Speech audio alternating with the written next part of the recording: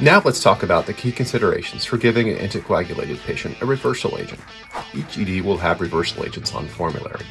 Some reversal agents are very specific for a particular blood thinner, and others are not specific but contain factors that are impaired by the anticoagulant, so they act by replacing those factors. You should be familiar with which treatments are locally available in your institution. Since these treatments can be costly and have risks associated with them, most hospitals have a policy in place around when they can be ordered and whether approval is needed. You should know how to order these treatments and navigate approvals in real time, 24/7, to avoid unnecessary delays. You should also be familiar with common dosing scenarios and leverage your electronic medical record to make ordering simple.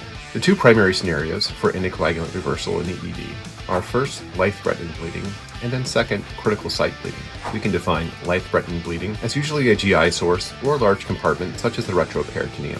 While this may be more specifically defined in your local reversal policy, some also defer to emergency physician judgment alone. Some examples of specific criteria include a large hemoglobin drop plus transfusion, or uncontrolled bleeding requiring procedural intervention, or bleeding that requires intravenous vasoactive agents. Next, we can define critical site bleeding as most commonly the brain, but it's also helpful to think of a few other areas of the body that could be considered critical, such as the eye, spine, airway, pericardium, aorta, or any closed space with concern for compartment syndrome. We give reversal agents to restore hemostasis and the patient's underlying function of the coagulation cascade, reduce the rate of ongoing bleeding, prevent the expansion of bleeding in a critical site, and give time for proceduralists to obtain source control and help stabilize the patient. Reversal also may be helpful to buy time for diagnostic testing, transfer, and other interventions.